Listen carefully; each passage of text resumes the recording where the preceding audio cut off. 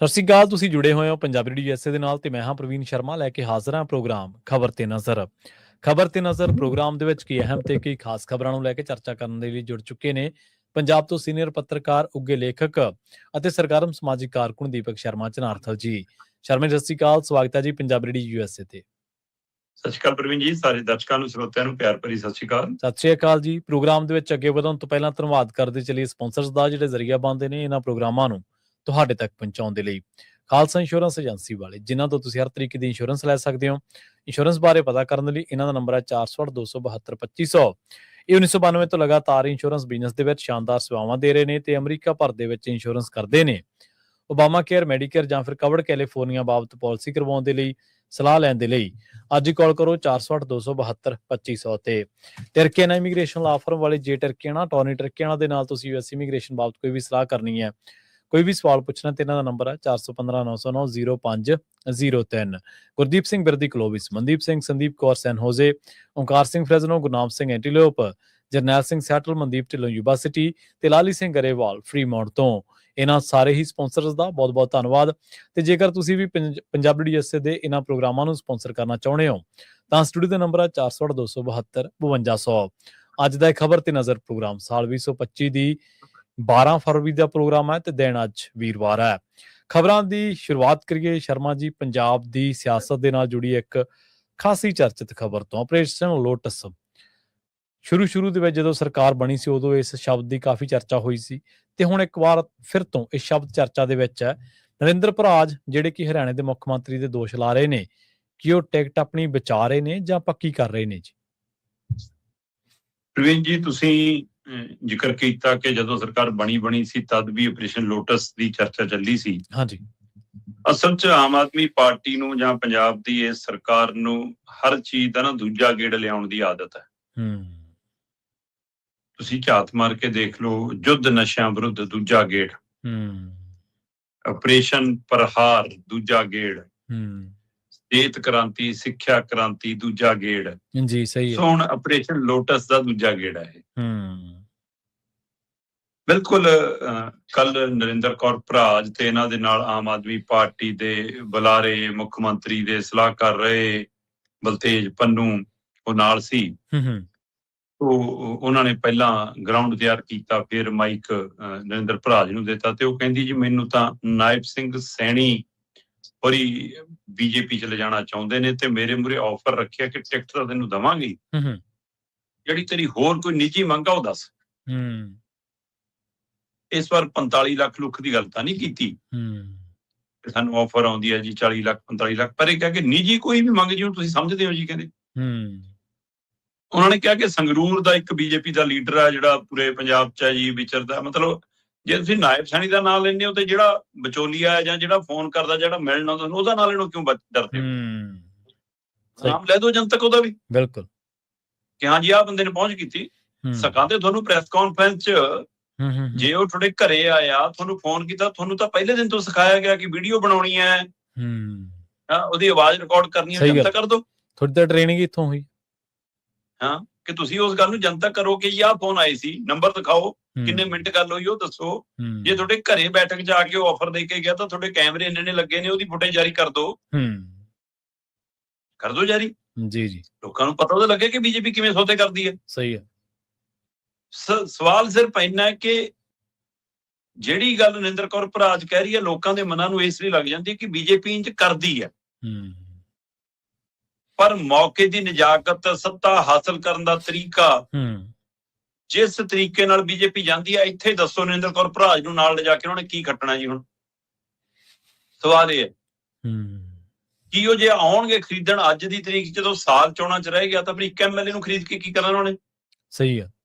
ਜਿਮਨੀ ਚੋਣ ਗੱਲ ਕਿਉਂ ਪਾਉਣਗੇ ਜੀ ਉਹ ਇਸ ਸਮੇਂ? ਸਹੀ ਹੈ, ਬਿਲਕੁਲ। ਜਾਂ ਤਾਂ ਫਿਰ ਉਹ ਇੰਨੀਆਂ ਤੋੜਨ ਕਿ ਅੱਜ ਤੁਹਾਡੀ ਅੱਧੀ ਮਤਲਬ ਕਿ ਵਿਧਾਇਕਾਂ ਦੀ ਟੀਮ ਬੈਠੀ ਹੁੰਦੀ ਹੈ ਇੱਥੇ ਕਿ ਜੇ ਸਾਨੂੰ ਖਰੀਦ ਰਹੇ ਨੇ, ਸਾਨੂੰ ਖਰੀਦ ਰਹੇ ਨੇ, ਫਿਰ ਤਾਂ ਸਮਝ ਆਉਂਦੀ। ਜਾਂ ਫਿਰ ਬਾਕੀ ਵਿਕਣ ਲਈ ਤਿਆਰ ਨੇ, ਇਕੱਲੀ ਇੱਕੋ ਬੀਬੀ ਇਮਾਨਦਾਰ ਹੈ ਇਹਨਾਂ ਕੋਲ। ਕਿਉਂ ਨਹੀਂ ਕੋਈ ਹੋਰ ਬੋਲਿਆ? ਸਹੀ ਹੈ। ਚਲੋ, ਨਾਲ ਬੈਠੇ ਸਾਥੀ ਕਹਿ ਰਹੇ ਸੀ ਬਲਤੇਜ ਪੰਨੂ ਜੀ ਕਿ ਜੀ ਸਾਡਾ ਕੋਈ MP, ਕੋਈ MLA, ਕੋਈ ਮੰਤਰੀ, ਕੋਈ ਵਰਕਰ ਬਕਾਊ ਨਹੀਂ ਹੈ।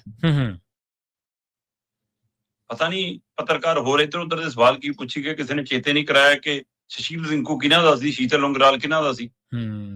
ਕਿੱਧਰ ਗਏ ਨਹੀਂ ਸੁਸ਼ੀਲ ਕੁਮਾਰ ਰਿੰਕੂ ਤੁਸੀਂ ਦੂਜੀ ਪਾਰਟੀ ਚੋਂ ਪੱਟ ਕੇ ਲਿਆਏ ਜੀ, ਉਹਨੂੰ MP ਦੀ ਜਿਮਨੀ ਚੋਣ ਚ ਟਿਕਟ ਦਿੱਤੀ, MP ਬਣ ਗਿਆ। MP ਬਣਨ ਤੋਂ ਬਾਅਦ ਉਹਨੂੰ ਦੁਬਾਰਾ ਤੁਸੀਂ 2024 ਦੀਆਂ ਚੋਣਾਂ ਦੇ ਲਈ ਟਿਕਟ ਦਿੱਤੀ, ਸਣੇ ਟਿਕਟ ਤੁਹਾਡਾ MP ਭੱਜ ਗਿਆ। ਦੋ ਜਵਾਬ ਸਹੀ ਹੈ। ਸ਼ੀਤਲ ਉਂਗਰਾਲ ਉਹ ਵਿਅਕਤੀ ਜਿਹਨੇ ਸਭ ਤੋਂ ਪਹਿਲੀ FIR ਕਰਾਈ ਸੀ ਆਪਰੇਸ਼ਨ ਲੁੱਟਸ ਦੇ ਖਿਲਾਫ,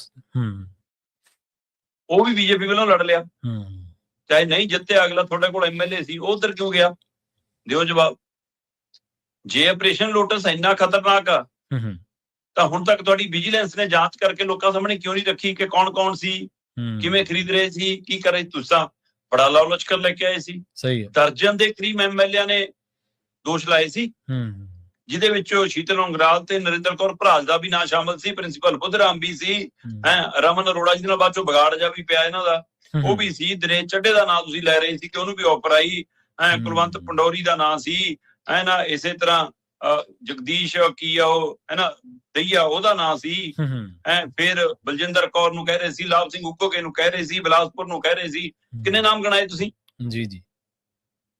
ਤੇ ਆ ਜਿਹੜੇ ਮਤਲਬ ਸਾਡੇ ਹੈਗੇ ਨੇ ਜੀ ਵਿੱਤ ਮੰਤਰੀ, ਉਪ ਮੁੱਖ ਮੰਤਰੀ ਦਾ ਵੀ ਸੁਪਨਾ ਲੈ ਰਹੇ ਸੀ, ਚੱਲਦੀ ਸਰਕਾਰ ਚ ਇਹ ਵੀ ਲੱਗਣ ਲੱਗ ਗਿਆ ਸੀ ਮੁੱਖ ਮੰਤਰੀ ਅੱਜੇ ਬਣ ਜਾਣਾ ਮੈਂ, ਹੈਨਾ, ਫੀਲਿੰਗ ਉਹ ਵੀ ਗਏ ਸੀ ਸਾਰਾ ਵਕਤ ਜਾ ਲੈ ਕੇ DGP ਸਾਹਿਬ ਕੋਲ ਸ਼ਿਕਾਇਤ ਲੈ ਕੇ, ਉਸ ਤੋਂ ਬਾਅਦ ਜਾਂਚ ਖੋਲਤੀ ਜੀ, ਰਿਪੋਰਟ ਹੋ ਗਈ ਜੀ, ਵਿਜੀਲੈਂਸ ਕਰੂਗੀ ਇਨਕੁਆਇਰੀ। ਕਿੱਥੇ ਗਈ ਇਨਕੁਆਇਰੀ? ਕਿੱਥੇ ਗਿਆ ਉਹ ਸਾਰਾ ਵਰਤਾਰਾ ਜੀ? ਕਿਉਂ ਨਹੀਂ ਉਹ ਕਾਰਵਾਈ ਸਿਰੇ ਲੱਗੀ? ਕਿਉਂ ਉਹਨੂੰ ਲੁਕੋਇਆ? ਤੇ ਅੱਜ ਜਦੋਂ ਨਰਿੰਦਰ ਕੌਰ ਭਰਾਜ ਇਹ ਕਹਿ ਰਹੀ ਆ ਤਾਂ ਸੰਗਰੂਰ ਹਲਕੇ ਚ ਤਾਂ ਇਹ ਚਰਚਾ ਹੈ ਜੀ ਕਿ ਬੀਬੀ ਦੀ ਖਟਪਟ ਚੱਲਦੀ ਆ ਪਾਰਟੀ ਨਾਲ, ਬੀਬੀ ਦੇ ਸੁਰ ਨਹੀਂ ਮਿਲਦੇ। ਨਰਿੰਦਰ ਕੌਰ ਭਰਾਜ ਉਹ ਹੈ ਜਿਹਨੇ ਭਗਵੰਤ ਮਾਨ ਨੂੰ ਜਾਣਦਿਆਂ ਵੀ ਨਹੀਂ, ਨਾ ਪਛਾਣਦਿਆਂ ਵੀ ਨਹੀਂ, ਕੋਈ ਰਸਤਾ ਵੀ ਨਹੀਂ, ਕੋਈ ਰਾਬਤਾ ਵੀ ਨਹੀਂ ਪਾਰਟੀ ਨਾਲ, ਬੂਥ ਲਾ ਕੇ ਬੈਠ ਗਈ ਸੀ। ਸਹੀ ਹੈ, ਬਿਲਕੁਲ। ਤੇ ਸਭ ਤੋਂ ਛੋਟੀ ਉਮਰ ਦੀ ਔਰਤ ਹੋਣ ਦੇ ਬਾਵਜੂਦ ਵੀ ਉਹਨੇ ਅੰਦਰ ਇਹਨਾਂ ਦਾ ਕੰਮ ਸੰਭਾਲਿਆ, ਪੋਲਿੰਗ ਬੂਥ ਦੇ ਅੰਦਰ ਜਾ ਕੇ। ਸਹੀ ਹੈ। ਪੋਲਿੰਗ ਏਜੰਟ ਬਣ ਕੇ ਬੈਠੀ ਸੀ। ਠੀਕ ਹੈ, ਉਹਦਾ ਨਾਮ ਉਹਨੂੰ ਮਿਲਿਆ, ਚੋਣ ਲੜਾਈ ਤੇ ਲੋਕਾਂ ਨੇ ਉਹਨੂੰ ਜਿਤਾਇਆ। ਪਰ ਚਾਹੇ ਹੁਣ ਟਰੱਕ ਯੂਨੀਅਨ ਦਾ ਮਸਲਾ ਹੋਵੇ, ਚਾਹੇ ਵਕੀਲਾਂ ਵਾਲੇ ਨਾਲ ਪਿਆ ਪੰਗਾ ਹੋਵੇ, ਚਾਹੇ ਹੋਰ ਉੱਥੇ ਦੇ ਮਸਲੇ ਹੋਣ, ਉੱਥੇ ਵੀ ਦੋ ਚਾਰ ਹੋ ਰਹੀ ਹੈ ਤੇ ਪਾਰਟੀ ਦੇ ਅੰਦਰ ਵੀ ਖਾਸਾ ਖਲਾਰਾ ਬਿਲਕੁਲ ਹੈਗਾ। ਸਹੀ ਹੈ। ਗੱਲਾਂ ਤਾਂ ਇਹ ਸੀ ਕਿ ਅਗਲੀ ਵਾਰ ਟਿਕਟ ਨਹੀਂ ਮਿਲਣੀ। ਔਰ ਭਗਵੰਤ ਮਾਨ ਖੁਦ ਕਹਿੰਦੇ ਆ ਕਿ 40 ਦੇ ਕਰੀਬ ਤਾਂ ਅਸੀਂ ਬਦਲ ਦੇਣੇ ਆ। ਹੁਣ ਉਹ MLA ਬਦਲ ਦੇਣਾ ਕਿ 17 ਚੋਂ ਟਿਕਟਾਂ ਬਦਲ ਦੇਣੀਆਂ? ਸਹੀ ਹੈ। ਜੇ ਆਪਾਂ ਇਹ ਵੀ ਦੇਖੀਏ ਅੱਜ ਦੀ ਤਰੀਕ 94-95 ਜੇ ਹੈਗੇ ਨੇ, ਤਾਂ ਇਹਦਾ ਮਤਲਬ 20-22 ਜੇ ਆਪਾਂ ਉਹ ਵੀ ਮੰਨ ਲਈਏ ਕਿ 20-22 ਜਿਹੜੇ ਨਹੀਂ ਜਿੱਤੇ ਵੇ ਉਹ ਟਿਕਟਾਂ ਬਦਲ ਹੋ ਜਾਣਗੀਆਂ, ਤਾਂ ਇਹਦਾ ਮਤਲਬ ਮੌਜੂਦਾ 92-94 ਚੋਂ ਵੀ 20-22 ਤਾਂ ਜਾਣਗੇ ਜੇ 40 ਬਦਲਨੇ ਆ। ਜੀ ਜੀ, ਬਿਲਕੁਲ। ਹੁਣ ਉਹਨਾਂ 20-22 ਦੇ ਵਿੱਚ ਨਰਿੰਦਰ ਕੌਰ ਭਰਾਜ ਦਾ ਵੀ ਨੰਬਰ ਲੱਗਣ ਵਾਲਾ ਸੀ, ਜਾਂ 40 ਚ ਸੀ ਤਾਂ 40 ਚ ਲੱਗਣ ਵਾਲਾ ਸੀ, ਕਿੰਨਿਆਂ ਚ ਲੱਗਣਾ ਸੀ, ਕਿਹਦਾ ਲੱਗਣਾ? ਅਜੇ ਇਹ ਦੁਵਿਧਾ ਸਾਰਿਆਂ ਨੂੰ। ਸੋ ਨਰਿੰਦਰ ਕੌਰ ਭਰਾਜ ਇੰਜ BJP ਦੇ ਹਵਾਲੇ ਨਾਲ ਪਾਰਟੀ 'ਚ ਆਪਣੀ ਟਿਕਟ ਪੱਕੀ ਕਰ ਰਹੀ ਆ, ਹਾਈ ਕਮਾਂਡ ਨੂੰ ਦੱਸ ਰਹੀ ਆ ਕਿ ਦੇਖੋ ਜੀ, ਮੈਨੂੰ ਤਾਂ ਦੂਏ ਪਾਰਟੀਆਂ ਵਾਲੇ ਵੀ ਚੱਕਰ ਨੂੰ ਫਿਰਦੇ, ਦੇਖ ਲਓ ਜੇ ਤੁਸੀਂ ਰੱਖਣਾ ਟਿਕਟ ਦੇ ਕੇ। ਕਿਉਂ ਇਹ ਆਪਣੀ ਥਾਂ ਪੱਕੀ ਕਰ ਰਹੀ ਆ? ਜੀ ਜੀ। ਕਿਉਂਕਿ ਨਾਇਬ ਸਿੰਘ ਸੈਣੀ ਦਾ ਕਹਿੰਦਾ ਵੀ ਮੈਂ ਤਾਂ ਇਹ ਵੀ ਨਹੀਂ ਜਾਣਦਾ ਮਤਲਬ ਕਿ ਕਿਹੜੇ ਹਲਕੇ ਤੋਂ ਆਏ ਜੀ, ਕੀ ਨਾਂ ਹੈ ਜੀ, ਕਿੱਥੋਂ। ਇੰਨੇ ਭੋਲੇ ਤਾਂ ਨਹੀਂ ਗਏ ਨਾਇਬ ਸਿੰਘ ਸੈਣੀ। ਤੁਸੀਂ ਪੰਜਾਬ ਦੇ ਇੰਚਾਰਜ ਬਣੇ ਫਿਰਦੇ ਹੋ, ਤੁਸੀਂ ਪੰਜਾਬ ਨੂੰ ਨਾਪਦੇ ਫਿਰਦੇ ਹੋ ਕੱਲੇ ਕਦਮ ਨਾਲ। ਬਿਲਕੁਲ ਬਿਲਕੁਲ। ਤੇ ਤੁਹਾਨੂੰ ਇਹੀ ਨਹੀਂ ਪਤਾ ਕਿਹੜਾ ਹਲਕਾ ਤੇ ਕਿਹੜੇ ਹਲਕੇ ਚੋਂ ਕੌਣ ਦਾਅਵੇਦਾਰ, ਕੌਣ MLA ਮੌਜੂਦਾ। ਜਨਾਬ ਰੋਜ਼ ਤਾਂ ਕਾਪੀ ਪੈਨ ਲੈ ਕੇ ਤੁਸੀਂ ਹਿਸਾਬ ਲਾਉਂਦੇ ਹੋ ਪੰਜਾਬ ਦਾ। ਸਹੀ ਗੱਲ, ਬਿਲਕੁਲ। ਇਹ ਤਾਂ ਨਹੀਂ ਹੋ ਸਕਦਾ। ਹਾਂ, ਤੁਸੀਂ ਇਹ ਕਹਿ ਸਕਦੇ ਹੋ ਕਿ ਆਫਰ ਨਹੀਂ ਦਿੱਤੀ, ਕਿਉਂਕਿ ਤੁਹਾਨੂੰ ਥੋਕ ਚ ਮਾਲ ਖਰੀਦਣ ਦੀ ਆਦਤ ਪਏਗੀ, ਤੁਸੀਂ ਇੱਕਾ ਦੁੱਕਾ ਖਰੀਦ ਕੇ ਕੀ ਕਰਨਾ। ਸਹੀ ਗੱਲ। ਸੋ ਇਸ ਲਈ ਇਹ ਨਰਿੰਦਰ ਕੌਰ ਭਰਾਜ ਦੇ ਦੋਸ਼ ਕਿੰਨੇ ਕੁ ਸਾਬਤ ਨੇ, ਜਾਂਦਾ ਫਿਰ ਕਰੋ ਕਾਰਵਾਈ, ਬਾਈ ਤੱਥ ਤੁੱਥ ਲੈ ਜਾਓ, ਇੱਕ ਪਰਚਾ ਹੋਰ ਕਰ ਲਓ, ਪੁਰਾਣੀ ਸਿਰੇ ਲਾ ਲਓ। ਪਰ ਜਿਵੇਂ ਤੁਸੀਂ ਪੁਰਾਣੀ ਸਿਰੇ ਨਹੀਂ ਲਾਈ, ਉਵੇਂ ਇਹ ਵੀ ਮਹਿਜ ਇੱਕ ਨਾਟਕ, ਸਿਆਸੀ ਡਰਾਮੇ ਤੋਂ ਵੱਧ ਕੁਝ ਨਹੀਂ ਨਜ਼ਰ ਆਉਂਦਾ। ਜੀ ਸਹੀ ਹੈ। ਨਾਲੇ ਪਤਾ ਕੀ ਹੈ ਸ਼ਰਮਾ ਜੀ, ਜੇ ਸਿਆਸੀ ਲੋਕਾਂ ਦਾ ਕੋਈ ਟਿਕਾਣਾ ਹੋਵੇ ਨਾ, ਕੋਈ ਇਹਨਾਂ ਦਾ ਕੋਈ ਕਿਸੇ ਗੱਲ ਦੇ ਉੱਤੇ ਖੜਦੇ ਹੋਣ, ਤਾਂ ਲੋਕ ਯਕੀਨ ਕਰਦੇ ਆ। ਨਹੀਂ ਤਾਂ ਤੁਸੀਂ ਉਹ ਗੱਲ ਨਹੀਂ ਵਰਤਦੇ ਹੁੰਦੇ, ਸ਼ਬਦ ਵਰਤਦੇ ਹੁੰਦੇ ਕਿ ਆਜੜੀ ਵਾਲੀ ਹੋਣੀ ਹੈ, ਸ਼ੇਰ ਆ ਗਿਆ, ਸ਼ੇਰ ਆ ਗਿਆ। ਅਸਲ ਦੇ ਵਿੱਚ ਇਹਨਾਂ ਨਾਲ ਹੋ ਚੁੱਕੀ ਹੈ। ਇਹਨਾਂ ਦੀ ਗੱਲ ਨੂੰ ਸੀਰੀਅਸ ਲੋਕ ਲੈਣੋਂ ਹਟ ਗਏ ਨੇ, ਕਿਉਂਕਿ ਭਰੋਸੇਯੋਗਤਾ ਜਿਹੜੀ ਹੈ ਨਾ ਲੋਕਾਂ ਦੀ ਵਾਰ-ਵਾਰ ਜਦੋਂ ਟੁੱਟਦੀ ਹੈ, ਫਿਰ ਲੋਕ ਯਕੀਨ ਕਰਨੋਂ ਹਟ ਜਾਂਦੇ ਨੇ। ਤੇ ਸੋ ਅਗਲੀ ਆਪਾਂ ਖਬਰ ਦੇ ਵੱਲ ਵਧੀਏ ਸ਼ਰਮਾ ਜੀ, ਤੇ ਗੱਲ ਕਰੀਏ ਇੱਕ ਹੋਰ ਆਪਰੇਸ਼ਨ ਜਿਹੜਾ ਲੋਟਸ ਹੋਇਆ ਅਸਲ ਦੇ ਵਿੱਚ, ਕੈਪਟਨ ਅਮਰਿੰਦਰ ਸਿੰਘ। ਈਡੀ ਨੇ ਪੁੱਛਗਿੱਛ ਖੋਲ ਦਿੱਤੀ ਹੈ, ਤੇ ਕੀ ਇਹ ਪੁੱਛਗਿੱਛ ਖੋਲ ਕੇ ਕੈਪਟਨ ਦੀ ਇੱਛਾ ਪੂਰੀ ਕਰ ਦਿੱਤੀ ਹੈ ਜੀ ਈਡੀ ਨੇ? ਦੇਖੋ, ਕੈਪਟਨ ਅਮਰਿੰਦਰ ਸਿੰਘ ਪੰਜਾਬੀ ਸਿਆਸਤ ਦੇ ਵਿੱਚ ਵੱਡਾ ਨਾਮ ਹੈ ਜੀ। ਅਜੋਕੇ ਪਿਛਲੇ 3 ਦਹਾਕਿਆਂ ਦੀ ਰਾਜਨੀਤੀ ਜੇ ਪੰਜਾਬ ਦੀ ਝਾਤ ਮਾਰਨੀ ਹੋਵੇ, ਉਹਦੇ ਵਿੱਚ ਬਾਦਲ ਤੇ ਕੈਪਟਨ 2 ਨਾਮ ਵੱਡੇ ਨੇ ਇਸ ਪਿਛਲੇ 30-40 ਸਾਲ ਦੀ ਰਾਜਨੀਤੀ ਦੇ ਵਿੱਚ। ਖਾਸ ਕਰਕੇ 2 ਵਾਰ ਜਿਵੇਂ ਕੈਪਟਨ ਅਮਰਿੰਦਰ ਸਿੰਘ ਨੇ ਮੁੱਖ ਮੰਤਰੀ ਬਣੇ। ਪਹਿਲਾ ਟਰਮ ਉਹਨਾਂ ਦਾ ਬੜਾ ਵਧੀਆ ਸੀ, ਦੂਜੇ ਟਰਮ ਦੇ ਵਿੱਚ ਉਹੇ ਜਿਹੇ ਅਮਰਿੰਦਰ ਸਿੰਘ ਨਜ਼ਰ ਨਹੀਂ ਆਏ। ਜਿਵੇਂ ਮੌਜੂਦਾ ਭਗਵੰਤ ਮਾਨ ਲਈ ਕਿਹਾ ਜਾਂਦਾ, ਉਸੇ ਤਰ੍ਹਾਂ ਅਮਰਿੰਦਰ ਸਿੰਘ ਲਈ ਵੀ ਕਿਹਾ ਜਾਂਦਾ ਸੀ ਦੂਜੇ ਟਰਮ ਚ ਕਿ ਬਣੇ ਹੋਏ ਕਾਂਗਰਸ ਪਾਰਟੀ ਦੇ ਮੁੱਖ ਮੰਤਰੀ ਨੇ, ਹੈਨਾ, ਤੇ ਪਰ ਹੈਗੇ ਨੇ ਮੋਦੀ ਅਮਿਤ ਸ਼ਾਹ ਦੇ। ਜੀ ਸਹੀ। ਸੋ ਇਸ ਲਈ ਉਹਨਾਂ ਦੀ ਬੋਲੀ ਵੀ ਬੋਲਦੇ ਰਹੇ ਨੇ, ਉਹਨਾਂ ਦੇ ਅਨੁਸਾਰ ਚੱਲਦੇ ਵੀ ਰਹੇ ਨੇ। ਤੇ ਕਾਂਗਰਸ ਨੇ ਜਦੋਂ ਬਦਲਿਆ ਤੇ ਮੁੱਖ ਮੰਤਰੀ ਤੋਂ ਘੱਟ ਮਨਜ਼ੂਰ ਨਹੀਂ, ਫਿਰ ਮੈਂ ਚੱਲਿਆ। ਫਿਰ ਉਹ ਪਾਰਟੀ ਜੀ ਬਣਾਈ, ਪਾਰਟੀ ਵਿੱਚ ਮਰਜ ਕਰਤੀ, ਚਲੋ ਜੀ ਬੀਜੇਪੀ ਚ ਚਲੇ ਗਏ। ਮਤਲਬ ਕੁੱਲ ਮਿਲਾ ਕੇ ਮਸਲਾ ਆਪਣੇ ਜਵਾਕਾਂ ਦਾ ਭਵਿੱਖ ਪੱਕਾ ਕਰਨਾ ਸੀ ਕਿ ਆਪਣੀ ਤਾਂ ਲੰਘ ਗਈ, ਜਵਾਕਾਂ ਲਈ ਕੁਝ ਕਰ ਜੀਏ। ਰਾਜਨੀਤਿਕ ਕੁਰਸੀਆਂ ਉਹਦੇ ਦਿਵਾਉਣਾ ਮਸਲਾ ਸੀ ਜਾਂ ਉਹਨਾਂ ਦੀ ਚਮੜੀ ਬਚਾਉਣਾ ਮਸਲਾ ਸੀ। ਸਹੀ। ਕਿਉਂਕਿ ਇਹ ਵੀ ਮੰਨਿਆ ਜਾਂਦਾ ਕਿ ਜਿਵੇਂ ਈਡੀ ਨੇ ਗਲਬਾ ਪਾ ਲਿਆ ਸੀਗਾ, ਵਿਦੇਸ਼ੀ ਸਵਿਸ ਖਾਤਿਆਂ ਵਾਲਾ ਮਸਲਾ ਸੀਗਾ ਕਿ ਰਣਿੰਦਰ ਲਈ, ਪ੍ਰਨੀਤ ਕੌਰ ਲਈ ਮੁਸ਼ਕਲ ਸੀ। ਬਈ ਕਾਂਗਰਸ ਚ ਰਹਿੰਦੇ ਆ ਤਾਂ ਇਹ ਦਾਗੀ ਸੀ, ਤੁਹਾਡੀ ਪਾਰਟੀ ਜਾ ਕੇ ਤਾਂ ਚੋਣ ਵੀ ਲੜ ਲਈ ਪ੍ਰਨੀਤ ਕੌਰ ਨੇ। ਸਹੀ ਹੈ। ਇਹਦਾ ਮਤਲਬ ਫਿਰ ਤਾਂ ਉਹ ਦੁੱਧ ਤੋਂ ਲਈ ਹੋਗੀ। ਜਦੋਂ ਉਧਰੋਂ ਸਾਫ਼ ਚਿੱਟ ਮਿਲ ਗਈ ਤਾਂ ਹੀ ਚੋਣ ਲੜਾਈ ਤੁਸੀਂ। ਬਿਲਕੁਲ। ਤੇ ਅੱਜ ਫਿਰ ਫਾਈਲਾਂ ਕਿੱਥੋਂ ਖੁੱਲ ਗਈਆਂ ਦੁਬਾਰਾ? ਕੀ ਉਹ ਸਮਝੌਤਾ ਭੁੱਲ ਕੇ ਚੁੱਪ ਰਹਿਣ ਵਾਲਾ ਅਮਰਿੰਦਰ ਸਿੰਘ ਬੋਲ ਪਏ, ਇਸ ਲਈ ਈਡੀ ਨੇ ਫਾਈਲਾਂ ਖੋਲੀਆਂ? ਹੁਣ ਜਿਹੜੀ ਗੱਲ ਅਮਰਿੰਦਰ ਸਿੰਘ ਕਹਿ ਰਹੇ ਨੇ ਕਿ ਬਈ 15 ਸਾਲ ਭੁੱਲ ਜੋ, ਬੀਜੇਪੀ ਪੰਜਾਬ ਚ ਆ ਜੂਗੀ, ਬਿਨਾਂ ਗੱਠਜੋੜ ਤੋਂ ਅਕਾਲੀਆਂ ਨਾਲ ਗੱਠਜੋੜ ਕਰ ਲਓ ਤਾਂ ਹੀ ਹੈ, ਨਹੀਂ ਕਿ ਸਿਰਫ ਇਸ ਗੱਲ ਦਾ ਗੁੱਸਾ ਖਾ ਗਏ ਮੋਦੀ ਅਮਿਤ ਸ਼ਾਹ ਕਿ ਉਹਨਾਂ ਨੇ ਈਡੀ ਨੂੰ ਕਹਾ ਕਿ ਚੱਕੋ ਵੀ ਫਾਈਲਾਂ, ਚਲੋ ਤੁਰਪੋ ਜੀ। ਜੇ ਇਹੀ ਗੱਲ ਹੈ ਗੱਠਜੋੜ ਦੀ ਗੱਲ, ਤਾਂ ਸੁਨੀਲ ਜਾਖੜ ਲਗਾਤਾਰ ਕਰ ਰਿਹਾ। ਜਾਂ ਇਹ ਤੋਂ ਅਗਲੀ ਗੱਲ ਜੀ, ਅਮਰਿੰਦਰ ਸਿੰਘ ਕਹਿੰਦੇ ਵੀ ਕਿ ਪੰਜਾਬ ਚ, ਪੰਜਾਬ ਬਾਰੇ, ਪੰਜਾਬ ਦੀ ਸਿਆਸਤ ਬਾਰੇ ਮੇਰੇ ਤੋਂ ਵੱਧ ਅੱਜ ਦੇ ਦੌਰ ਚ ਕੌਣ ਜਾਣਦਾ, ਤੇ ਬੀਜੇਪੀ ਚ ਹੁੰਦਿਆਂ ਮੈਨੂੰ ਪੁੱਛਿਆ ਨਹੀਂ ਜਾ ਰਿਹਾ। ਕਾਂਗਰਸ ਹਾਈ ਕਮਾਂਡ ਚ ਮੈਨੂੰ ਪੁੱਛਣ ਦੀ ਲੋੜ ਨਹੀਂ ਹੁੰਦੀ ਸੀ, ਮੈਂ ਜਾ ਕੇ ਬੂਹਾ ਖੜਕਾਉਂਦਾ ਸੀ, ਦਰਵਾਜ਼ੇ ਖੁੱਲ ਜਾਂਦੇ ਸੀ ਸਵਾਗਤ ਲਈ। ਸਹੀ ਗੱਲ, ਮੇਰੀ ਸਿੱਧੀ ਪਹੁੰਚ ਅਪਰੋਚ ਸੀ। ਇੱਥੇ ਕਹਿੰਦੇ ਸਾਨੂੰ ਕੋਈ ਪੁੱਛਦਾ ਹੀ ਨਹੀਂਗਾ। ਹੁਣ ਉਹ ਜਿਹੜੀ ਇੱਛਾ ਸੀ ਕਿ ਪੁੱਛਗਿੱਛ ਵਧੇ, ਉਹ ਪੂਰੀ ਕਰਤੀ ਫਿਰ ਬੀਜੇਪੀ ਨੇ ਕਿ ਲੈ ਭਾਈ ਈਡੀ ਤੈਨੂੰ ਪੁੱਛਣ ਆ ਗਈ। ਹੁਣ ਇੱਛਾ ਪੂਰੀ ਹੋ ਗਈ। ਸਹੀ ਹੈ, ਬਿਲਕੁਲ।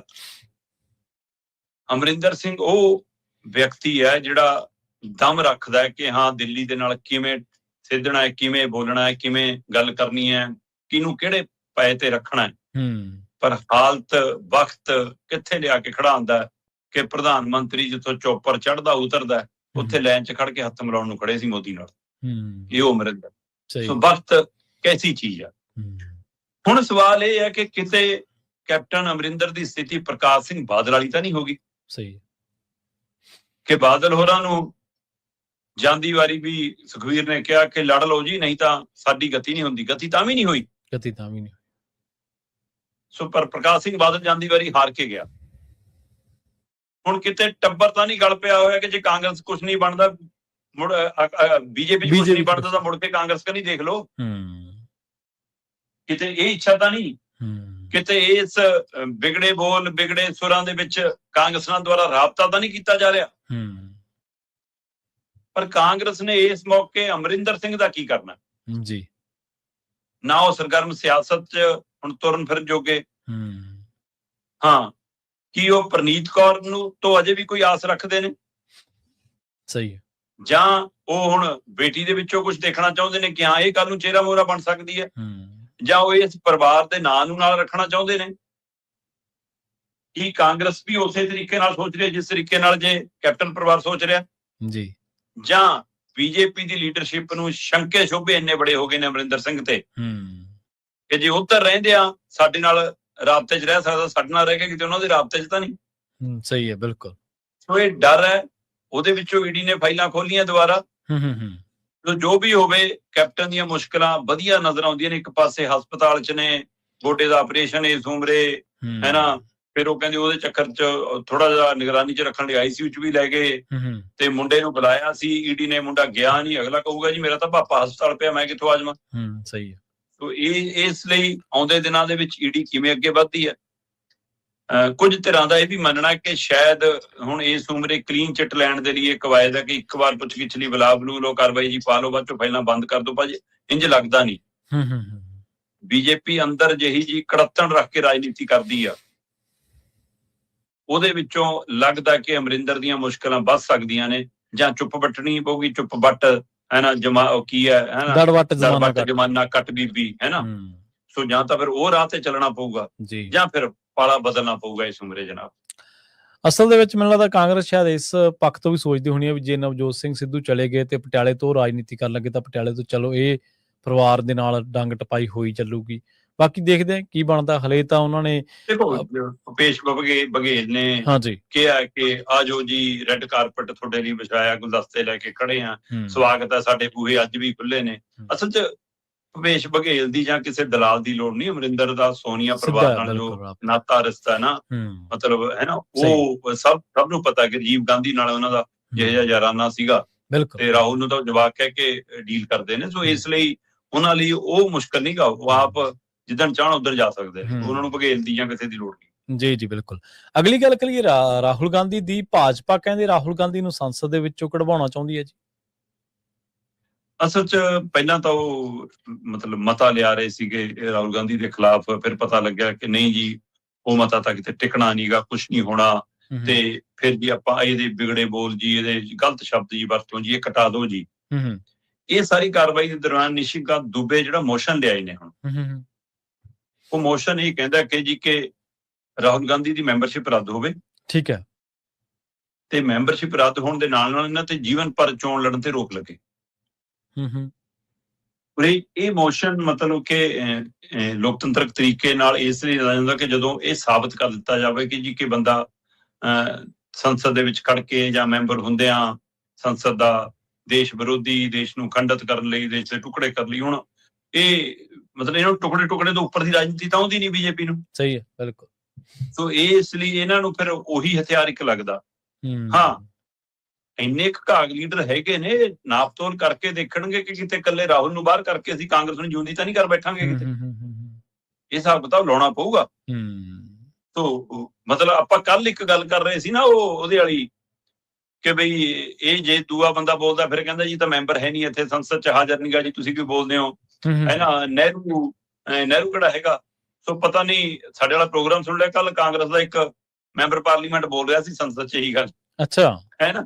ਹਾਂ, ਤੇ ਇਸ ਲਈ ਮਤਲਬ ਕਿ ਇਹ ਸਵਾਲ ਤਾਂ ਹੈਗਾ ਕਿ ਤੁਹਾਡੇ ਮੈਂਬਰਾਂ ਲਈ ਨਿਯਮ ਹੋਰ ਨੇ, ਵਿਰੋਧੀ ਦਲਾਂ ਲਈ ਤੁਹਾਡੇ ਨਿਯਮ ਹੋਰ ਨੇ। ਸਹੀ ਗੱਲ। ਉਹਨਾਂ ਲਈ ਤੁਹਾਡਾ ਪੈਮਾਨਾ ਹੋਰ ਹੈ, ਇਹਨਾਂ ਲਈ ਪੈਮਾਨਾ ਹੋਰ ਹੈ ਨਾ। ਉਹਨਾਂ ਲਈ ਰੋਕ ਹੋਰ ਤਰ੍ਹਾਂ ਦੀ। ਉਹ ਕਹਿੰਦੇ ਜੀ ਉਹ ਨੋਟਬੰਦੀ ਦੀ ਗੱਲ ਕਰਨ ਲੱਗਿਆ ਉਹ ਮੈਂਬਰ, ਤੇ ਉਹਨੂੰ ਕਹਿੰਦੇ ਨੋਟਬੰਦੀ ਨੂੰ ਤਾਂ 10 ਸਾਲ ਹੋ ਗਏ, ਅਬ ਇਸकी ਬਾਤ ਕਿਉਂ ਕਰਦੇ ਹੋ। ਕਹਿੰਦਾ ਜੀ ਨਹਿਰੂ ਕੱਲ ਜੰਮਿਆ ਹੋਣਾ, ਜਿਹਦੀ ਉਹਦੀ ਗੱਲ ਰੋਜ਼ ਹੁੰਦੀ ਹੈ ਜੀ, ਹੈ ਨਾ। ਮਤਲਬ ਕਿ ਉਸ ਸਮੇਂ ਦੀਆਂ ਗੱਲਾਂ ਤੁਸੀਂ ਬਾਰ-ਬਾਰ ਕਰਦੇ ਹੋ। ਕਹਿੰਦੇ ਫਿਰ ਉਹਦਾ ਕੀ ਹੈ ਜੀ, ਉੱਥੇ ਰੋਕ ਕਿਉਂ ਨਹੀਂ ਲਾਉਂਦੇ। ਇਹ ਤਕਰਾਰ ਦੇ ਦਰਮਿਆਨ ਹੁਣ ਇਹ ਸਾਬਤ ਕਰ ਰਹੇ ਨੇ ਕਿ ਰਾਹੁਲ ਗਾਂਧੀ ਨੇ ਪ੍ਰਧਾਨ ਮੰਤਰੀ ਬਾਰੇ, ਦੇਸ਼ ਬਾਰੇ ਝੂਠ ਬੋਲਿਆ ਜੀ, ਸਬੂਤ ਨਹੀਂ ਦੇ ਪਾ ਰਹੇ ਜੀ, ਹੈ ਨਾ। ਮਤਲਬ ਇਹ ਸਾਰੀ ਪ੍ਰਕਿਰਿਆ ਤਹਿਤ ਕਾਂਗਰਸ ਨੂੰ ਡਰਾਉਣਾ ਚਾਹੁੰਦੇ ਨੇ। ਉਹ ਰਾਹੁਲ ਗਾਂਧੀ ਨੂੰ ਡਰਾਉਣਾ ਚਾਹੁੰਦੇ ਨੇ। ਰਾਹੁਲ ਗਾਂਧੀ ਨੇ ਮੋੜਵਾਂ ਜਵਾਬ ਦਿੱਤਾ, ਕਹਿੰਦਾ ਤੁਸੀਂ ਜਿਹੜਾ ਮੋਸ਼ਨ ਲਿਆਉਣਾ ਉਹ ਲਿਆਓ ਜੀ, ਜਿਹੜਾ ਮਤਾ ਪਾਸ ਕਰਨਾ ਉਹ ਕਰਾਓ, ਜਿਹੜੀ ਕਾਰਵਾਈ ਕਰਨੀ ਉਹ ਕਰੋ, ਮੈਂ ਦੇਸ਼ ਨਾਲ, ਕਿਸਾਨਾਂ ਨਾਲ ਖੜਾ। ਠੀਕ ਹੈ। ਉਹ ਹੁਣ ਰਾਜਨੀਤੀ ਤਾਂ ਉਹ ਵੀ ਕਰ ਰਿਹਾ, ਉਹਨੂੰ ਵੀ ਪਤਾ ਹੈ ਕਿ ਕਿਸੇ ਤਰ੍ਹਾਂ ਮੇਰਾ ਸੱਤਾ ਨੂੰ ਹੱਥ ਪਵੇ, ਹੈ ਉਹ ਇਸ ਜੋੜ ਤੋੜ 'ਚ ਹੈ। ਪਰ ਉਹਦੇ ਬਾਵਜੂਦ ਵੀ ਉਹ ਜਦੋਂ ਬੋਲਦਾ ਤਾਂ ਲੱਗਦਾ ਕਿ ਕਾਂਗਰਸ ਤੋਂ ਅੱਡ ਹੋ ਕੇ ਉਹ ਇਕੱਲਾ ਹੀ ਗੱਲ ਕਰੀ ਜਾਂਦਾ। ਕਾਂਗਰਸ ਵੀ ਉਵੇਂ ਲੜਦੀ ਨਜ਼ਰ ਨਹੀਂ ਆਉਂਦੀ ਉਹਦੇ ਨਾਲ। ਸਹੀ। ਕਾਂਗਰਸ ਦੇ ਲੀਡਰ ਵੀ ਉਹਦੇ ਨਾਲ ਉਵੇਂ ਖੜੇ ਨਜ਼ਰ ਨਹੀਂ ਆਉਂਦੇ ਜਿਸ ਪਾਏ ਤੇ ਰਾਹੁਲ ਗਾਂਧੀ ਅੱਜ ਕੱਲ੍ਹ ਬੋਲ ਰਿਹਾ। ਸੋ ਹੁਣ ਇਸ ਦਾ ਅਰਥ ਕਿ ਤੁਹਾਡੇ ਕੋਲ ਕੀ ਵਿਰੋਧੀ ਧਿਰ ਦੇ ਲੀਡਰ ਦੇ ਬੋਲਾਂ ਦੇ ਜਵਾਬ ਨਹੀਂ ਹੈਗੇ ਤਾਂ ਤੁਸੀਂ ਇਸ ਮੋਸ਼ਨ ਤੇ ਆ ਰਹੇ ਹੋ। ਕੀ ਤੁਹਾਨੂੰ ਇਹ ਡਰ ਪੈ ਗਿਆ ਕਿ ਉਹਦਾ ਅਸਰ ਲੋਕਾਂ ਤੇ ਹੋਣ ਲੱਗ ਜੂਗਾ। ਕੀ ਤੁਹਾਨੂੰ ਲੱਗਦਾ ਹੈ ਕਿ ਤੁਹਾਡੀ ਧਰਮ ਦੀ ਰਾਜਨੀਤੀ ਨੂੰ ਖੰਡਿਤ ਕਰ ਦੇਣਗੇ ਉਹਦੇ ਬੋਲ। ਸਹੀ ਹੈ। ਲੋਕ ਤੜਕ ਕੇ ਉਹਦੇ ਕੰਨੀ ਚਲੇ ਜਾਣਗੇ। ਕਿਹੜਾ ਡਰ ਹੈ ਬੀਜੇਪੀ ਨੂੰ ਫਿਰ?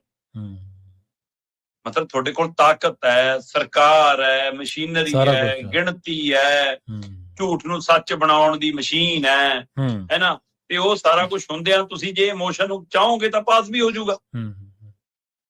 ਪਹਿਲਾਂ ਵੀ ਤੁਸੀਂ ਕਰੋ ਤਾਂ ਘਰ-ਬਾਰ ਖਾਲੀ ਕਰਾਇਆ, ਸਾਰਾ ਕੁਝ ਕਰਾਇਆ, ਠੀਕ ਹੈ ਨਾ। ਹੁਣ ਸਵਾਲ ਇਹ ਹੈ ਕਿ ਫਿਰ ਅਦਾਲਤ ਦਾ ਰੁਖ ਕਰੂਗਾ। ਅਦਾਲਤ ਕੀ ਹੁੰਦੀ ਹੈ? ਲੰਬੀ ਪ੍ਰਕਿਰਿਆ ਹੋ ਸਕਦੀ ਹੈ। ਪਰ ਇਸ ਲਈ ਬੀਜੇਪੀ ਇਹ ਦੋਏ ਚੀਜ਼ਾਂ ਨੂੰ ਤੋਲ ਕੇ ਕੋਸ਼ਿਸ਼ ਜ਼ਰੂਰ ਕਰੂਗੀ ਕਿਤੇ ਕਿ ਅਸੀਂ ਇਹਨਾਂ ਗਲਤੀ ਕਰ ਲਈਏ, ਜਾਂ ਉਹਨੇ ਇਹ ਮਨ ਬਣਾ ਲਿਆ ਕਿ ਇੱਕ ਤਰ੍ਹਾਂ ਨਾਲ ਰਾਹੁਲ ਗਾਂਧੀ ਨੂੰ ਪਹਿਲਾਂ ਸੰਸਦ ਤੋਂ ਬਾਹਰ ਕਰੋ, ਪਹਿਲਾਂ ਇਕੱਲਾ ਸੀ, ਹੁਣ ਭੈਣ ਭਰਾ ਸਾਨੂੰ ਤੰਗ ਕਰਦੇ ਨੇ ਕਿਉਂਕਿ ਬੋਲਣ ਨੂੰ ਉਹ ਵੀ ਠੀਕ ਠਾਕ ਹੈ ਨਾ। ਸੋ ਇਸ ਲਈ ਹੁਣ ਇਹ ਦੇਖਣ ਵਾਲੀ ਗੱਲ ਹੈ ਕਿ ਇਹ ਗਾਂਧੀ ਪਰਿਵਾਰ ਤੋਂ ਛੁਟਕਾਰਾ ਦਵਾਉਂਦੇ ਕਿਤੇ ਗਾਂਧੀ ਪਰਿਵਾਰ ਨੂੰ ਮੁੜ ਕੇ ਸਥਾਪਿਤ ਨਾ ਕਰ ਬੈਠਣ। ਸਹੀ ਗੱਲ, ਬਿਲਕੁਲ। ਸੋ ਇਹ ਹੁਣ ਬੀਜੇਪੀ ਦੀ ਰਾਜਨੀਤੀ ਕਿੱਧਰ ਨੂੰ ਲੈ ਕੇ ਜਾਂਦੀ ਹੈ ਦੇਖਦੇ ਹਾਂ।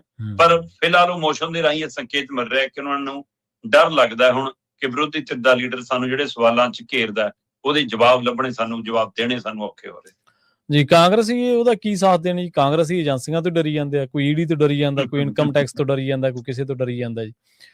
ਅਗਲੀ ਗੱਲ ਕਰੀਏ ਪੰਜਾਬ ਦੀ ਕਿਸਾਨੀ ਦੀ। ਸ਼ਰਮਾ ਜੀ, ਇੱਕ ਪੰਜਾਬ ਦੀ ਕਿਸਾਨੀ ਦੇ ਨਾਲ ਦੁਖਾਂਤ ਹੈ ਵੀ ਦੇਸ਼ ਭਰ ਦੇ ਵਿੱਚ ਇਸ ਕਿਸਾਨੀ ਨੂੰ ਇਸ ਤਰੀਕੇ ਨਾਲ ਜਾਣਿਆ ਜਾਂਦਾ ਵੀ ਇਹ ਤਾਂ ਬੜੀ ਸਮਰੱਥ ਹੈ, ਪਰ ਅਸਲ ਦੇ ਵਿੱਚ ਜਿਹੜੀਆਂ ਚੁਣੌਤੀਆਂ ਨੇ ਉਹਨਾਂ ਨੂੰ ਕਿਸਾਨ ਹੀ ਜਾਣਦੇ, ਜੋ ਉਹ ਤੰਤੇ ਹਟਾਉਂਦੇ ਨੇ। ਪੰਜਾਬ ਦੇ ਹਰ ਕਿਸਾਨ ਪਰਿਵਾਰ ਦੇ ਸਿਰ ਕਹਿੰਦੇ 2 ਲੱਖ ਰੁਪਏ ਦਾ ਕਰਜ਼ਾ। ਸ਼ਰਮਾ ਜੀ, ਪ੍ਰਵੀਨ ਜੀ, ਜਦੋਂ ਕਿਸਾਨੀ ਕਰਜ਼ੇ ਦੀ ਗੱਲ ਆਉਂਦੀ ਹੈ ਨਾ, ਤਦ ਬਹੁਤ ਸਿਆਣੇ ਬੰਦੇ ਵੀ ਮੈਂ ਟਪਲਾ ਖਾਂਦੇ ਦੇਖੇ ਨੇ। ਉਹ ਗੱਲ ਕਰਨਗੇ ਜੀ ਕਿਸਾਨ ਨੂੰ ਆਪਣੀ ਚਾਦਰ ਅਨੁਸਾਰ ਪੈਰ ਪਸਾਰਨਾ ਚਾਹੀਦਾ ਜੀ, ਉਹਨੇ ਵਿਆਹਾਂ ਦੇ ਕੰਮ ਵਧਾ ਲਏ ਜੀ, ਖਰਚੇ ਵਧਾ ਲਏ ਜੀ, ਹੈ ਨਾ। ਉਹ ਇਹ ਚੀਜ਼ ਦਾ ਅਕਸਰ ਮੈਂ ਸਿਆਣੇ ਬੰਦਿਆਂ ਨੂੰ ਜ਼ਿਕਰ ਕਰਦਿਆਂ ਦੇਖਦਾ। ਕਮਾਲ ਹੈ ਮਤਲਬ ਪ੍ਰਵੀਨ ਜੀ ਕਿ ਇਕੱਲੇ ਕਿਸਾਨ ਲਈ ਉਹ ਬੰਦਿਸ਼ ਹੈ ਕਿ ਉਹ ਆਪਣੇ ਜਵਾਕਾਂ ਦੇ ਵਿਆਹ ਚਾਅ ਲੜਨ ਨਾਲ ਨਾ ਕਰੇ, ਹੈ ਨਾ ਜੀ। ਸਹੀ ਹੈ, ਬਿਲਕੁਲ। ਬਾਕੀ ਘਰਾਣੇ ਜੋ ਮਰਜ਼ੀ ਕਰਨ, ਮਤਲਬ ਕਾਰਪੋਰੇਟ ਘਰਾਣੇ ਛੋਟੇ ਤੋਂ ਲੈ ਕੇ ਬੜੇ ਉਦਯੋਗਪਤੀ ਜਿਹੜੇ ਕਈ ਗੁਣਾ ਕਰਜ਼ਾ ਲਈ ਬੈਠੇ ਹੁੰਦੇ ਨੇ, ਬਿਲਕੁਲ, ਉਹ ਜਦੋਂ ਬੜੇ ਵਿਆਹ ਕਰਦੇ ਨੇ ਤਦ ਨਹੀਂ ਕੋਈ ਪੁੱਛਦਾ ਕਿ ਤੁਹਾਡੇ ਸਿਰ ਤੇ ਇੰਨਾ ਕਰਜ਼ਾ, ਤੁਸੀਂ ਕਾਹਨੂੰ ਇਹੋ ਜਿਹਾ ਵਿਆਹ ਕਰ ਰਹੇ ਹੋ। ਬਿਲਕੁਲ। ਤੇ ਆਪਣੇ ਪਿੰਡਾਂ ਦੇ ਵਿੱਚ ਬਈ ਕਿੰਨਾ ਕੁ ਹੁੰਦਾ, ਇੱਕ ਦਿਨ ਪਹਿਲਾਂ ਅਖੰਡ ਪਾਠ ਦਾ ਭੋਗ ਪਾ ਲਓ, ਦੂਏ ਦਿਨ ਜਨ ਚੜਾ ਲਓ, ਹੈ ਨਾ। ਤੇ ਜਾਂ ਵੱਧ ਤੋਂ ਵੱਧ ਜੇ ਬਰਾਤ ਆਉਣੀ ਆ ਬਈ ਤਾਂ ਬਰਾਤ ਦੀ ਤਿਆਰੀ ਕਰ ਲਓ। ਠੀਕ ਆ, ਅੱਜ ਕੱਲ ਪਿੰਡਾਂ 'ਚ ਟੈਂਟ ਲੱਗਣ ਦੀ ਬਜਾਏ ਪੈਲਸਾਂ 'ਚ ਹੋਣ ਲੱਗ ਗਿਆ ਸਾਰਾ ਪ੍ਰਬੰਧ। ਤੇ ਕੀ ਕਿਸਾਨ ਨੂੰ, ਕਿਸਾਨ ਦੇ ਜਵਾਕਾਂ ਨੂੰ ਆਪਣੇ ਚਾਅ ਲਾੜ ਪੂਰੇ ਕਰਨ ਦਾ ਹੱਕ ਨਹੀਂ? ਬਿਲਕੁਲ, ਕਿਉਂ ਨਹੀਂ। ਤੇ ਇਹ ਜਿਹੜੇ ਕਰਜ਼ੇ ਦੀ ਗੱਲ ਹੁੰਦੀ ਹੈ, ਅਸਲੀ ਕਰਜ਼ੇ ਦੀ ਗੱਲ ਹੈ, ਇਹ ਗੌਰ ਕਰਕੇ ਜ਼ਿਕਰ ਕਰਨ ਜੀ ਕਿ ਖੇਤੀ ਦੇ ਨਾਲ ਸੰਬੰਧਿਤ ਕਰਜ਼ਿਆਂ ਦਾ ਮਸਲਾ।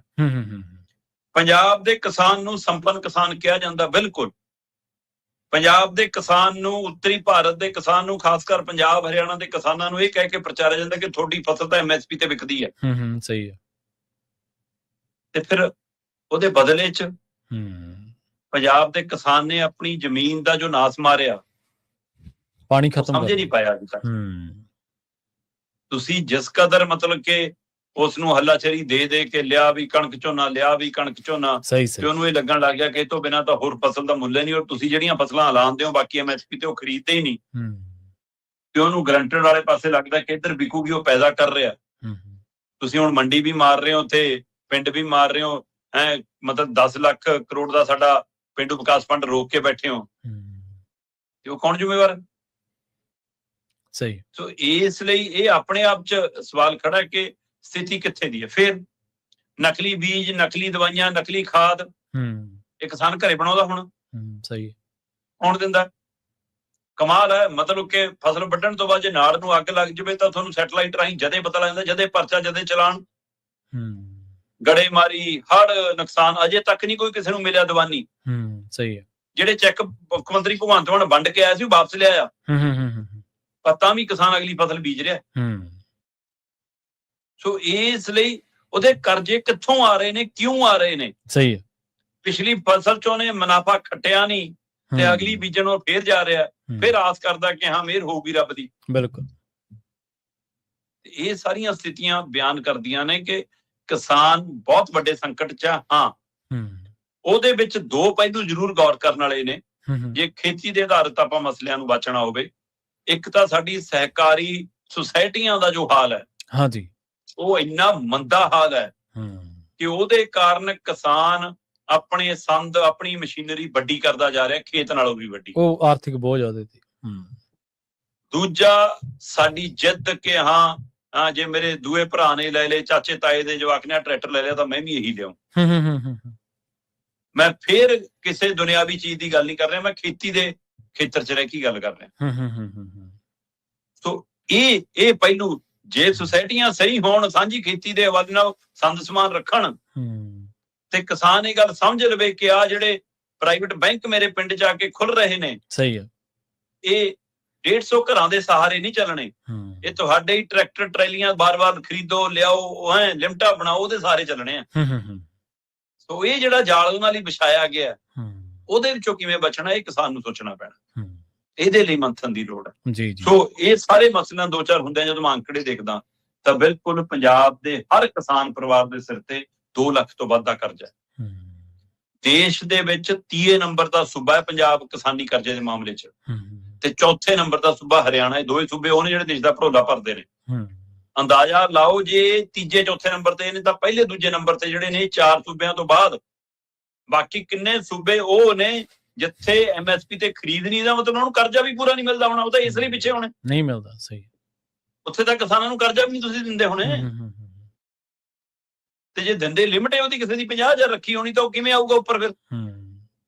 ਸੋ ਇਸ ਲਈ ਇੱਥੇ ਜ਼ਮੀਨਾਂ ਹੈਗੀਆਂ ਨੇ ਤੇ ਜ਼ਮੀਨਾਂ ਤੇ ਲਿਮਟ ਬਣਦੀ ਆ, ਕਰਜ਼ਾ ਚੱਕਦਾ ਅਗਲਾ ਤੇ ਫਸਿਆ। ਜੀ ਬਿਲਕੁਲ। ਸਭ ਤੋਂ ਵੱਧ ਕਰਜ਼ਾ ਇਸ ਸਮੇਂ ਜੇਕਰ ਕਿਸੇ 'ਚ ਹੈਗਾ ਤਾਂ ਆਂਧਰਾ ਪ੍ਰਦੇਸ਼ ਸੂਬੇ 'ਚ 2.5 ਲੱਖ ਦੇ ਕਰੀਬ ਪ੍ਰਤੀ ਕਿਸਾਨ ਪਰਿਵਾਰ ਕਰਜ਼ਾ ਖੜਾ ਹੈ। 2,45,000 ਤੋਂ ਵੱਧ। ਦੂਸਰੇ ਨੰਬਰ ਤੇ ਕੇਰਲਾ ਹੈ, 2,42,000 ਨੇੜੇ ਤੇੜੇ ਹੀ ਹੈ। ਠੀਕ ਹੈ। ਤੀਜੇ ਨੰਬਰ ਤੇ ਪੰਜਾਬ ਹੈ, 2,03,000 ਪ੍ਰਤੀ ਕਿਸਾਨ ਪਰਿਵਾਰ ਕਰਜ਼ਾ। ਤੇ ਚੌਥੇ ਨੰਬਰ ਤੇ ਹਰਿਆਣਾ 2 ਲੱਖ ਦੇ ਨੇੜੇ ਜਾਂਦਾ, 1,83,000 ਪ੍ਰਤੀ ਕਿਸਾਨ ਪਰਿਵਾਰ ਕਰਜ਼ਾ। ਸੋ ਇਹ ਕਰਜ਼ੇ ਦਾ ਜ਼ਿਕਰ ਹੁੰਦਾ। ਇਹਨਾਂ ਦੇ ਕਰਜ਼ਿਆਂ ਦੇ ਨਾਂ ਦੇ ਉੱਤੇ ਰਾਜਨੀਤੀ ਹੁੰਦੀ ਹੈ, ਪਰ ਕਿਸਾਨਾਂ ਦੀ, ਮਜ਼ਦੂਰਾਂ ਦੀ, ਬੇਜ਼ਮੀਨਿਆਂ ਦੀ, ਪਿੰਡ ਦੇ ਛੋਟੇ ਦੁਕਾਨਦਾਰ ਦੀ, ਪਿੰਡ ਦੇ ਪੂਰੇ ਆਰਥਿਕ ਖੇਤਰ ਦੀ ਕੋਈ ਪੈਰਵੀ ਕਰਨ ਵਾਲਾ ਲੀਡਰ ਨਹੀਂ ਹੈਗਾ ਸਾਡੇ ਕੋਲ। ਅਸਲ ਦੇ ਵਿੱਚ ਨਾ ਸ਼ਰਮਾ ਜੀ, ਇੱਕ ਤੱਥ ਹੋਰ ਵੀ ਹੈ। ਮੰਨ ਲਓ ਜੇ ਕੋਈ ਕਾਰੋਬਾਰੀ ਹੈ, ਜੇ ਕੋਈ ਫੈਕਟਰੀ ਦਾ ਮਾਲਕ ਹੈ ਜਾਂ ਕੋਈ ਹੋਰ ਹੈ, ਉਹਦਾ ਜੇ ਨੁਕਸਾਨ ਹੋ ਗਿਆ ਕਿਸੇ ਵੀ ਤਰੀਕੇ ਦਾ, ਤਾਂ ਉਹਦੇ ਕੋਲ ਇੰਸ਼ੋਰੈਂਸ ਦਾ ਬਦਲ ਹੈਗਾ। ਕਿਸਾਨ ਦੀ ਫਸਲ ਮਰ ਗਈ, ਉਹਦੇ ਕੋਲ ਕੋਈ ਬਦਲ ਨਹੀਂਗਾ। ਉਹਦੀ ਪੱਕੀ ਕਣਕ ਤੇ ਗੜੇ ਪੈ ਗਏ, ਉਹਦਾ ਕੋਈ ਹੋਰ ਮੰਨਿਆ ਕਿ ਉਹਦੀਆਂ ਕੁਛ ਆਦਤਾਂ ਨੇ, ਜਿਵੇਂ ਤੁਸੀਂ ਭਰਾਵਾਂ ਦਾ ਜ਼ਿਕਰ ਕੀਤਾ, ਵੇਖੋ ਵੇਖੀ ਦਾ ਜ਼ਿਕਰ ਕੀਤਾ, ਇਹ ਵੀ ਸਾਡੇ ਸਮਾਜ 'ਚ ਹੈਗਾ। ਅਸੀਂ ਇਸ ਗੱਲ ਤੋਂ ਮੁਨਕਰ ਨਹੀਂ ਹੈਗੇ। ਪਰ ਜੇ ਕਿਸਾਨ ਫਜ਼ੂਲ ਖਰਚੀ ਦੀ ਗੱਲ ਕਰੀਏ, ਤਾਂ ਹੁਣ ਜੇ ਇਹਨਾਂ ਲੋਕਾਂ ਦੇ ਹਿਸਾਬ ਨਾਲ ਗੱਲ ਕਰੀਏ, ਸਰ ਛੋਟੂ ਰਾਮ ਨੂੰ ਲੋਕ ਕਿਉਂ ਯਾਦ ਕਰਦੇ ਨੇ? ਕਿਸਾਨੀ ਸਿਰ ਕਰਜ਼ਾ ਤਾਂ ਉਦੋਂ ਵੀ ਸੀਗਾ, ਔਰ ਉਦੋਂ ਕੋਈ ਬੈਂਕਾਂ ਨਹੀਂ ਸੀ ਹੁੰਦੀਆਂ, ਗੈਰ ਸੰਸਥਾਗਤ ਕਰਜ਼ਾ ਸੀਗਾ। ਇਹਦਾ ਮਤਲਬ ਹੈ ਕਿ ਜਿਹੜੀ ਕਿਰਤੀ ਵਰਗ ਆ, ਉਹਦੀ ਲੁੱਟ ਦਾ ਸਵਾਲ ਆ ਅਸਲ ਦੇ ਵਿੱਚ, ਉਹਦੇ ਸ਼ੋਸ਼ਣ ਦਾ ਸਵਾਲ ਆਰਥਿਕ ਤੌਰ ਤੇ। ਜਿਹੜੀਆਂ ਤੁਸੀਂ ਪ੍ਰਾਈਵੇਟ ਬੈਂਕਾਂ ਦਾ ਜ਼ਿਕਰ ਕੀਤਾ ਹੈ, ਕੋਈ ਇਹਨਾਂ ਤੇ ਕੁੰਡਾ ਹੈ ਕਿ ਤੁਸੀਂ ਇਸ ਤੋਂ ਵੱਧ ਵਿਆਜ ਨਹੀਂ ਲਾ ਸਕਦੇ? ਇਹਨਾਂ ਦੀ ਜਿਹੜੀ ਵਿਆਜ ਦਰ ਹੈ, ਉਹਦੀ ਪੈਦਾਵਾਰ ਦਾ ਮੁੱਲ ਤੁਸੀਂ ਤੈਅ ਕਰਦੇ ਹੋ, ਤੇ ਖਰੀਦਣ ਵਾਲਾ ਪ੍ਰਾਈਵੇਟ ਵਪਾਰੀ ਉਸੇ ਪ੍ਰੋਡਕਟਾਂ ਦਾ ਮੁੱਲ ਆਪ ਤੈਅ ਕਰਦਾ। ਉਹ ਮਾਲ ਖੋਲਦਾ ਜਾ ਰਿਹਾ ਤੇ ਭੁੱਖਾ ਮਰਦਾ ਜਾ ਰਿਹਾ। ਬਿਲਕੁਲ। ਤੇ ਜਿਹੜੀਆਂ ਬੈਂਕਾਂ ਨੇ, ਇਹਨਾਂ ਤੇ ਕਿਹੜਾ ਕੁੰਡਾ ਸ਼ਰਮਾ ਜੀ? ਇਹ ਪਹਿਲਾਂ ਮੂਲ ਦਿੰਦੀਆਂ ਨੇ, ਫਿਰ ਵਿਆਜ ਲਾਉਂਦੀਆਂ ਨੇ, ਫਿਰ ਵਿਆਜ ਤੇ ਵਿਆਜ ਪਈ ਜਾਂਦਾ, ਵਿਆਜ ਤੇ ਵਿਆਜ। ਕੋਈ ਇਹ ਦਰ ਕੋਈ ਮਿੱਥੀ ਹੈ ਕਦੇ ਕਿਸਾਨ ਲਈ ਕਿ ਬਈ ਇਸ ਤੋਂ ਵੱਧ ਦਰ ਤੇ ਕਰਜ਼ਾ ਨਹੀਂ ਕੋਈ ਦੇ ਸਕਦਾ? ਕਿਸਾਨ ਬਹੁਤ, ਮੈਂ ਪਰਿਵਾਰ, ਕਿਉਂਕਿ ਆਪਾਂ ਪਿੰਡਾਂ ਦੇ ਵਿੱਚ ਆਉਣੇ ਆ, ਬਹੁਤ ਸਾਰੇ ਪਰਿਵਾਰਾਂ ਦੀ ਆਰਥਿਕਤਾ ਸ਼ਰਮਾ ਜੀ ਐਸੀ ਹੈ, ਉਹ ਤਕਰੀਬਨ 25 ਤੋਂ 30% ਤੇ ਕਰਜ਼ਾ ਚੱਕਦੇ ਆ, 25 ਤੋਂ 30% ਤੇ ਜਦ ਕਿ ਜਿਹੜਾ ਕਾਰਪੋਰੇਟ ਘਰਾਣਾ ਜਾਂ ਜਿਹੜਾ ਸ਼ਹਿਰੀ ਸੈਕਟਰ ਹੈ, ਇਹਨਾਂ ਦਾ 8-9% 10% ਤੇ ਸਰ ਜਾਂਦਾ। ਜੇ ਤਿੱਗਣਾ ਕੋਈ ਵਿਆਜ ਭਰੂਗਾ, ਕਿਵੇਂ ਉੱਠ ਖੜੂਗਾ ਉਹ ਬੰਦਾ ਕੋਈ? ਜੀ ਜਾਂਦੇ ਜਾਂਦੇ ਗੱਲ ਕਰੀਏ ਭਾਰਤ ਬੰਦ ਦੀ ਸ਼ਰਮਾ ਜੀ, ਭਾਰਤ ਬੰਦ ਦਾ ਕਹਿੰਦੇ ਮਿਲਿਆ ਜੁਲਿਆ ਅਸਰ ਹੋਇਆ ਜੀ। ਪ੍ਰਵੀਨ ਜੀ, ਜੇ ਲੋਕ ਮਸਲਿਆਂ ਦੀ ਬਾਤ ਸਿਆਸੀ ਜਮਾਤ ਪਾਉਂਦੀ ਹੋਵੇ, ਹਾਂਜੀ, ਜੇ ਲੋਕਾਂ ਦੇ ਮੁੱਦੇ ਸੰਸਦ ਤੋਂ ਲੈ ਕੇ ਵਿਧਾਨ ਸਭਾ ਤੱਕ ਰਾਜਨੀਤਿਕ ਜਮਾਤ ਦੇ ਚੁਣੇ ਨੁਮਾਇੰਦੇ ਚੁੱਕਦੇ ਹੋਣ, ਜੀ ਸਹੀ, ਜੇ ਰਾਜਨੀਤਿਕ ਪਾਰਟੀਆਂ, ਰਾਜਨੀਤਿਕ ਲੀਡਰ ਸੜਕਾਂ ਦੀ ਰਾਜਨੀਤੀ ਕਰਦੀ ਹੋਵੇ, ਸਰਕਾਰਾਂ ਨੂੰ ਘੇਰਦੀ ਹੋਵੇ ਤੇ ਲੋਕਾਂ ਦੇ ਮਸਲੇ ਹੱਲ ਕਰਾਉਂਦੀ ਹੋਵੇ, ਕਿਉਂ ਯੂਨੀਅਨਾਂ ਬਣਨ, ਕਿਉਂ ਜਥੇਬੰਦੀਆਂ ਸੜਕਾਂ ਤੇ ਆਉਣ? ਕੱਲ ਦੇਸ਼ ਭਰ ਦੇ ਵਿੱਚ, ਚਾਹੇ ਉਹ ਵਪਾਰਕ ਸਮਝੌਤਾ, ਚਾਹੇ ਕੇਂਦਰੀ ਕਾਨੂੰਨ ਨੇ, ਚਾਹੇ ਕੇਂਦਰੀ ਨੀਤੀਆਂ ਨੇ, ਚਾਹੇ ਕਾਰਪੋਰੇਟ ਘਰਾਣੇ ਪੱਖੀ ਫੈਸਲੇ ਨੇ, ਉਹਨਾਂ ਸਾਰੇ ਮਸਲਿਆਂ ਨਾਲ ਦੋ ਚਾਰ ਹੁੰਦਿਆਂ ਵੱਡੀਆਂ ਟ੍ਰੇਡ ਯੂਨੀਅਨ ਦੇ ਸੱਦੇ ਦੇ ਉੱਤੇ ਤੇ ਉਹਨਾਂ 'ਚ ਕਿਸਾਨ ਜਥੇਬੰਦੀਆਂ SKM ਸ਼ਾਮਲ ਸੀ। ਭਾਰਤ ਬੰਦ ਦਾ ਸੱਦਾ ਸੀ, ਠੀਕ ਹੈ, ਕਾਫੀ ਕੁਝ ਖੁੱਲਾ ਵੀ ਰਿਹਾ ਤੇ ਕਾਫੀ ਕੁਝ ਬੰਦ ਦਾ ਅਸਰ ਵੀ ਰਿਹਾ। ਹੂੰ ਪਰ ਕੁਝ ਗੱਲਾਂ ਸਿੰਬੋਲਿਕ ਸੰਕੇਤਕ ਤੌਰ ਦੇ ਉੱਤੇ ਸੜਕ ਤੇ ਆਉਣਾ ਸਰਕਾਰ ਨੂੰ ਦੱਸਣਾ ਹੁੰਦਾ ਹੈ ਕਿ ਤੁਸੀਂ ਧੱਕਾ ਕਰਦੇ ਰਹੋ, ਸਾਨੂੰ ਸਮਝ ਆਉਂਦੀ ਹੈ ਤੁਹਾਡਾ ਧੱਕਾ ਚਾਹੇ ਚੱਲ ਰਿਹਾ, ਪਰ ਅਸੀਂ ਤਾਂ ਵੀ ਤੁਹਾਨੂੰ ਸਵਾਲ ਕਰਦੇ ਰਹਾਂਗੇ। ਸੋ ਕੱਲ ਵੱਡਾ ਸਵਾਲ ਸੀ, ਵੱਡਾ ਦਿਨ ਸੀ ਔਰ ਵੱਡੇ ਮੁੱਦਿਆਂ ਦੇ ਉੱਤੇ ਚਰਚਾ ਹੋਈ ਹੈ। ਵੱਖਰੀ ਗੱਲ ਹੈ ਕਿ ਅਖਬਾਰਾਂ ਜਾਂ ਮੀਡੀਆ ਉਹਨੂੰ ਥਾਂ ਛੋਟਾ ਦਿੰਦਾ, ਪਰ ਮਸਲੇ ਵੱਡੇ ਨੇ। ਜੀ ਬਿਲਕੁਲ। ਜਦੋਂ ਇਹ ਧਿਰਾਂ ਲੋਕਾਂ ਦੀ ਲੜਾਈ ਲੜਨੋਂ ਹੀ ਹਟ ਗਈਆਂ ਨੇ ਸ਼ਰਮਾ ਜੀ, ਫਿਰ ਲੋਕਾਂ ਨੂੰ ਆਪ ਕਿਸੇ ਨਾ ਕਿਸੇ ਤਰੀਕੇ ਨਾਲ, ਜਾਂ ਲੋਕ ਪੱਖੀ ਜਥੇਬੰਦੀਆਂ ਲੜਦੀਆਂ ਨੇ ਲੋਕਾਂ ਦੀ ਲੜਾਈ, ਫਿਰ ਹੋਰ ਕਿਹਨੇ ਲੜਨੀ ਹੈ। ਸ਼ਰਮਾ ਜੀ, ਇਹਨਾਂ ਖਾਸ ਖਬਰਾਂ ਤੇ ਖਾਸ ਜਾਣਕਾਰੀਆਂ ਦੇ ਲਈ ਤੁਹਾਡਾ ਬਹੁਤ ਬਹੁਤ ਧੰਨਵਾਦ ਜੀ। ਸਤਿ ਸ਼੍ਰੀ ਅਕਾਲ ਜੀ। ਪ੍ਰੋਗਰਾਮ ਖਬਰ ਤੇ ਨਜ਼ਰ ਨੂੰ ਆਪਾਂ ਇੱਥੇ ਸਮਾਪਤ ਕਰਾਂਗੇ। ਤੁਹਾਡਾ ਸਾਰਿਆਂ ਦਾ ਵੀ ਬਹੁਤ ਧੰਨਵਾਦ। ਸਤਿ ਸ਼੍ਰੀ ਅਕਾਲ। ਇਸੇ ਤਰ੍ਹਾਂ ਜੁੜੇ ਰਹੋ ਪੰਜਾਬੀ ਰੇਡੀਓ USA ਦੇ ਨਾਲ।